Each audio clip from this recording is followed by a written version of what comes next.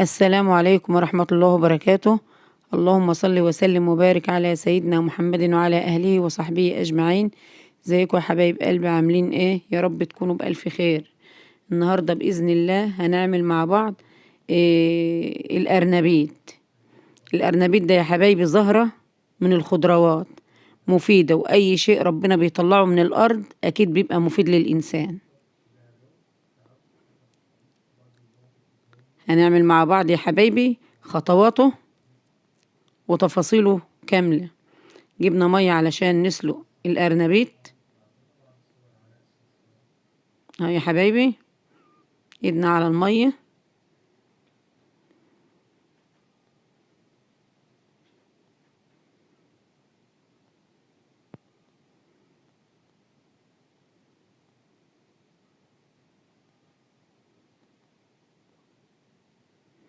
هنحط في المية قيمة نص معلقة صغيرة كمون، هي مفيدة في سلق الأرنبيت وفي سلق الكرنب،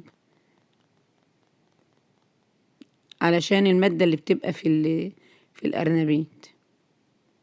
جبنا ليمونة هنعصرها في الحلة ونضيف القشر بتاعها كمان في المية، علشان احنا بنستعمل حلة ألمونيا، علشان لما المية تغلي يا حبايبي ما تزرقش الحل اهي. ونسيب برضو القشر فيها، هنغطيها ونستنى لما المية تغلي معانا، وبعدين نرجع نشوف هنعمل ايه. دلوقتي يا حبايبي هنقلي بصلة مع فص ثوم علشان نحطها على الخلطة اللي هي بتبقى بتاعة الأرنبيت قبل القلي. هي يا حبايبي هنحط قيمة معلقة أو معلقتين سمنة اهي يا حبايبي، وهنحط برضو زيهم قيمة معلقتين زيت اهو.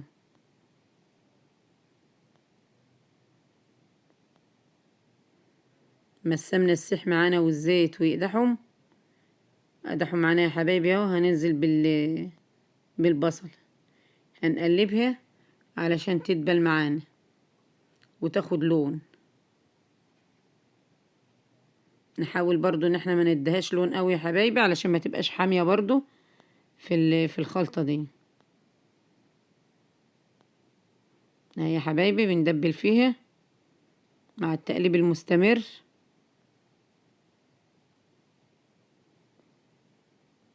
معانا الارنبيط اهو يا حبايبي، بوريكم ان هو متوضب يعني، ومقشرين القشر اللي بيبقى عليه عشان مرحلة السليق.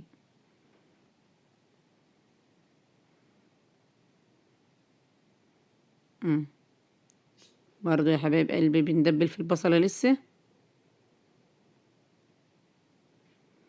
معانا نص معلقة توم من اللي هو متفرز معانا في الفريزر، نص معلقة يعني قيمة 4 فصوص توم ولا حاجة مفرومين.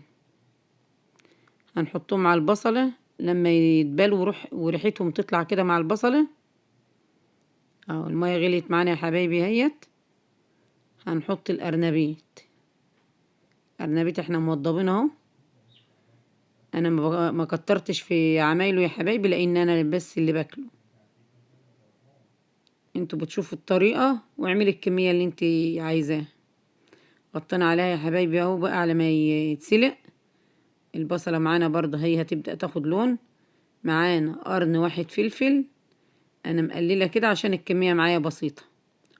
قرن فلفل واحد اهو يا حبايبي، مخرطاه قطع صغيرة.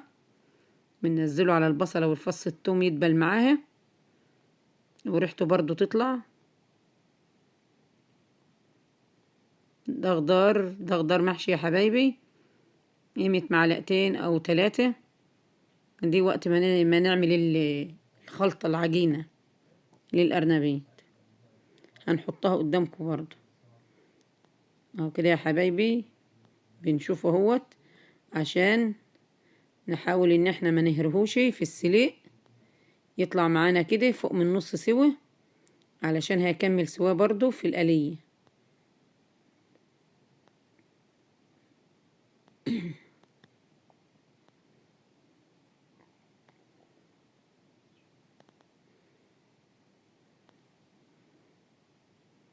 كده البصل خدت لونها يا حبايبي.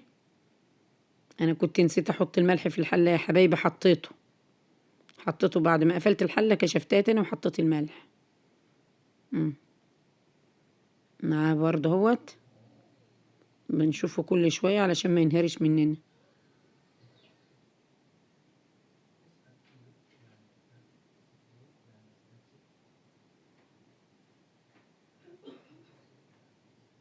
البصلة يا حبايبي خدت لون معانا اهيت، كده بقى لونها جميل. هننشل الأرنبيط يا حبايبي بقى. أرنبيط كده سواه حلو معانا، نص سوا اهوت. هننشله، ما نسيبوش في الحلة عشان لو سيبناه في المية هينهري. تو ما ياخد نص سوا نطلعه عشان نوقف عملية السليه.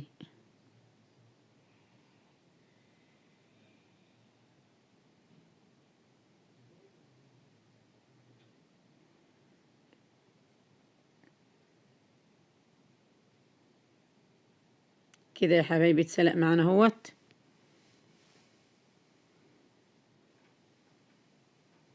اتمنى ان الفيديو يعجبكم يا حبايبي النهارده، هو فيديو بسيط وخفيف، اتمنى انه يعجبكم. هنحط يا حبايب قلبي قيمة يعني مساح كوباية بس دقيق، ما احناش هنكتر.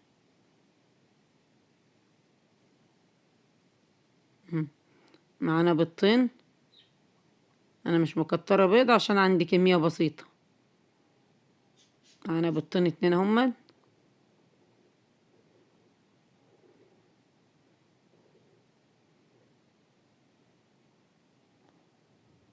هنحط عليهم شوية فلفل اسمر عشان نضيع زفارة البيض.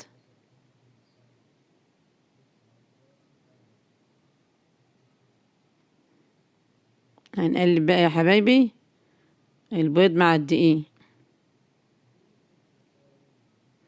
طبعا يا حبايبي احنا لما سلقنا الأرنبيط ونشلناه نص سوا، احتفظنا بمية السليق. مية السليق دي انت بتعملي منها الخلطة بالعجينة ديت، بتخليلك الأرنبيط يبقى ناشف معاكي، ما يبقاش لين. عندك لبن حليب ضيفي منه، ما عندكيش لبن حليب ضيفي مية من بتاعة السلق، بتخليلك الأرنبيط يبقى ناشف مش طري ولين. ودي خطوة حلوة، دي بديلة للبن الحليب. والمية دي يا حبايبي نراعي ان هي كان فيها ملح، ما نحطش ملح بقى الا ما ندوق. اهو باخد كمان مية اهوت عشان هو كان تقيل معايا. دول يا حبايبي قيمة معلقتين او معلقتين ونص اهم خضار ورق من خضار المحشي، بلاش العيدان، ورق بس. نخرطهم ناعم كده ونحطهم، نظبط سمك العجينة، ما نخليهاش لا تقيلة ولا خفيفة، ونقلب اهي يا حبايبي.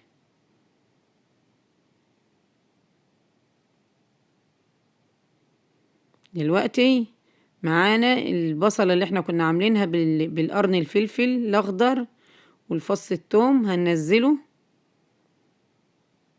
مع الخلطة اللي معانا اهو يا حبايبي.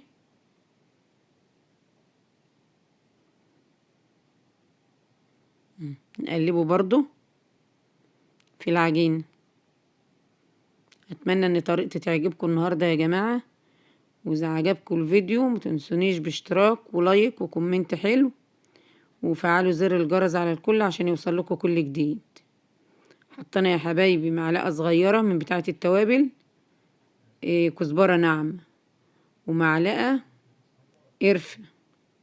المعلقة الصغيرة دي يا جماعة اهي معلقتين منها قد معلقة الشاي الصغيرة، ومع نص معلقة فلفل عشان ما يبقاش حامي. نراعي ان احنا حاطين فلفل في البيض برضو، ونص معلقة جنزبيل، ومعلقة كمون. الكمون يا جماعة مهم مع الأرنبيت والكرنب والحاجات دي، حلو، بيبقى مريح للقولون يعني وللمعدة، فالكمون ده ما تنسوهوش. ودي معلقة يا حبايبي بابريكا.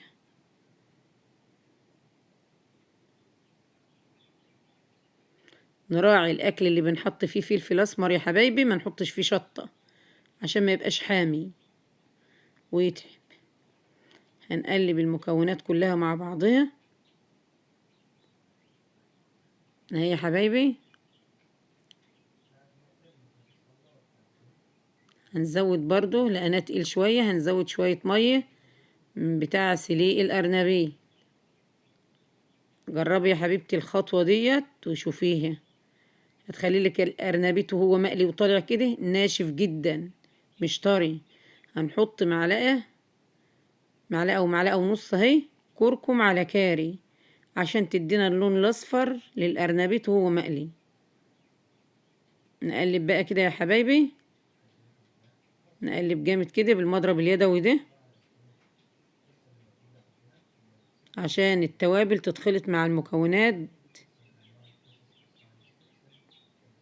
اهي يا حبايبي. كده الخلطة دي كاملة. في ناس يا جماعة بيحطهم بيكربونات الصوديوم اللي هي الكربوناتو، انا ما بحبهاش احطها، بستكفى بالبيض بس ان هو يبقى مادة رافعة كده للأرنبيت، لكن ما بحطش الكربوناتو عشان الكربوناتو بتضر بجدار المعدة برضو. وفي بيحب يحط البيكنج باودر بداله. دلوقتي يا حبايبي معانا الأرنبيت اهو مسلوق معانا، وادي العجينة. هننزل الأرنبيت في العجينة، وجينا لمرحلة ان احنا نقلي. بسم الله ما شاء الله، لون الخلطة جميل، الكركم والكاري مخليها جميلة مع ريحة التوابل كده مظبوطة. كده يا حبايبي جبنا زيت بقى معانا، هنقدحه وهننزل بالأرنبيت كله كده علشان نقليه فيه. وكل ما نحط كمية عجينة على القطعة اللي احنا حطيناها في الزيت عشان تبقى شايلة شوية كده. اتمنى يا حبايبي ان الفيديو يكون خفيف على قلبكم ويعجبكم، ولو عجبكم ما تنسونيش بلايك، واللي ما اول مرة يشوفني يعمل لي اشتراك ويفعل زر الجرس على الكل عشان يوصله مني كل جديد.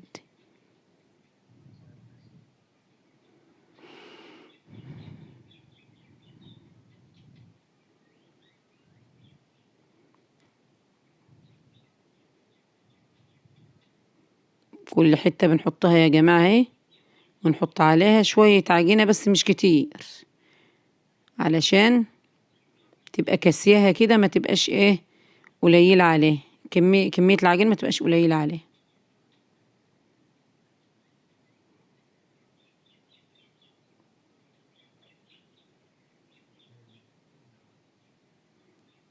اهو يا حبايبي هنحط معانا الكمية كلها.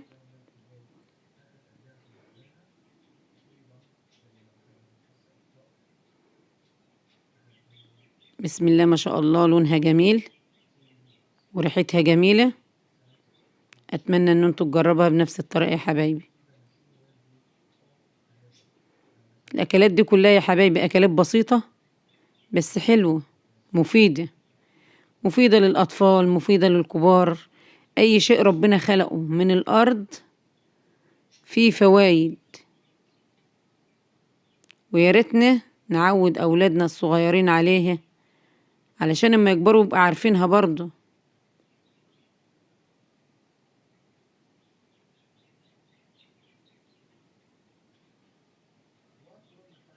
ريحته بقى يا جماعة في مرحلة القلية دي ما اقولكوش، كانت الريحة جميلة فعلا.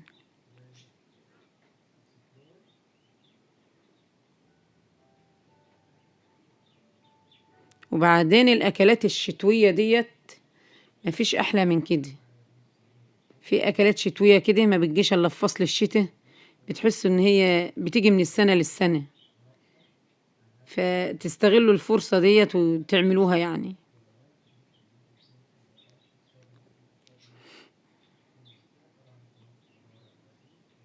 بسم الله ما شاء الله، اللون اصفر وجميل، والطعم كانت نتيجته مفيش اروع من كده. اهو يا حبايبي هنبدأ نقلب بقى.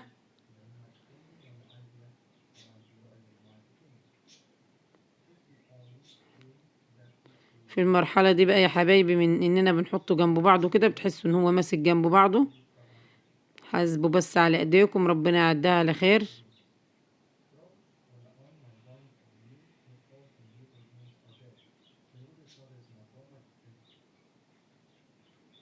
متماسك مع بعضه كده، بنقطعه ونقلب براحتنا كده. صلوا على النبي يا جماعة. اللهم صل وسلم وبارك عليك يا حبيبي يا رسول الله.